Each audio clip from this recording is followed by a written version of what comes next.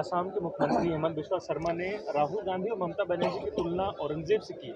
उन्होंने बयान दिया है कि जब औरंगजेब का हिंदू विरोधी विचारधारा नहीं चली, वो हिंदुओं को खत्म करते करते खत्म हो गया, तो ये कौन है? नहीं, सब गलत हिस्ट्री दिखाई जा रही है। औरंगजेब रहमतुल्लाह अलैह ने बहुत सारी मंदिरें बनवाई हैं और आप बनारस में जाकर देखेंगे एक बच्ची, पंडित की बच्ची को, जब उनका ही एक सिपाही सालार उसके साथ शादी करना चाहता था, उन्होंने उस सिपाही सालार को 2 हाथियों के बीच पैर बांध करके वो मार दिया और उन पंडितों ने उनके लिए एक मस्जिद बना के दिया वहाँ पर। क्या बात करते हैं, ये गलत हिस्ट्री दिखाई जा रही है। औरंगजेब को क्रूर शासक नहीं मानते हैं? नहीं, मैं नहीं मानता, औरंगजेब क्रूर शासक बिल्कुल नहीं, मैं बिल्कुल क्रूर शासन नहीं मानता। तो संभाजी के साथ क्या किया होता है? क्षत्रिय संभाजी के साथ अरे सिर्फ लड़ाई सुनिए ना, ये जो है उस वक्त लड़ाई थी, राजकाज की लड़ाई थी, समझा आपने? कोई हिंदू मुस्लिम की लड़ाई नहीं थी उसमें। जो हुआ वहाँ पे तो औरंगजेब ने ये कहा था कि तुम मुस्लिम धर्म स्वीकार लो, तो ये धर्म की लड़ाई नहीं हुई तो कौन सी हुई? नहीं, देखिए ऐसा है कि औरंगजेब की फौज में हिंदू थे और जो है छत्रपति शिवाजी के महाराज के सिपाही सालार मुस्लिम थे। ये हिंदू मुस्लिम लड़ाई बिल्कुल नहीं थी। अच्छा, आप ये बताइए कि औरंगजेब को किस प्रकार इतिहास में याद रखा जाना चाहिए, कौन से शासक के तौर पे याद रखा? मैं एक ही बात बोलूँगा, औरंगजेब के ज़माने में भारतवर्ष जो है सोने की चिड़िया था। हमारी सरहद जो है अफ़गानिस्तान बर्मा तक बढ़ी हुई थी, समझा आपने? और इसी को देख के अंग्रेज़ यहाँ आया था। एक इंसाफ पसंद बादशाह था वो।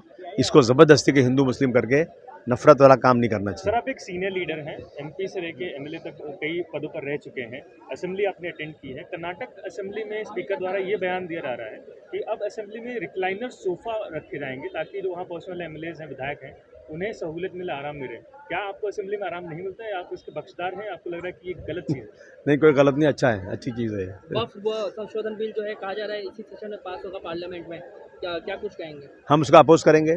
हम कभी भी इसको, अब सत्ता के अहंकार में पास कोई करा ले अलग बात है, लेकिन समाजवादी पार्टी इस बिल का अपोज करेगी। विपक्ष नेता के लिए यूबीटी है, वो अपना नाम देने जा रही है, क्या आप उनको समर्थन देंगे?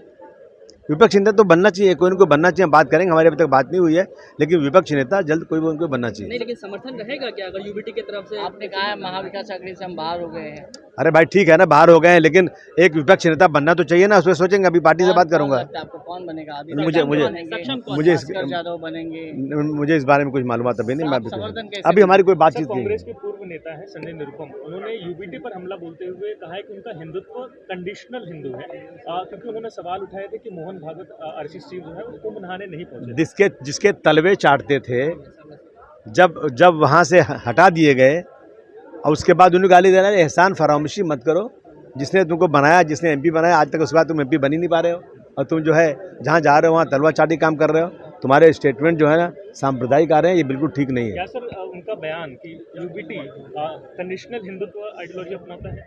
क्योंकि आपने भी इसका विरोध किया था कि चुनाव आते ही जो उनके आइडियोलॉजी चेंज हो जाती है। मैं कहता हूँ हिंदुत्व तो कोई होना ही नहीं चाहिए। अगर कोई हिंदू है तो अच्छा हिंदू बहुत अच्छे होते हैं, हिंदू कोई नफरत नहीं फैलाते। लेकिन ये लोग जो लोग भी हिंदुत्व के नाम पर नफरत फैलाते हैं, मैं उसकी मुखालफत करता हूँ।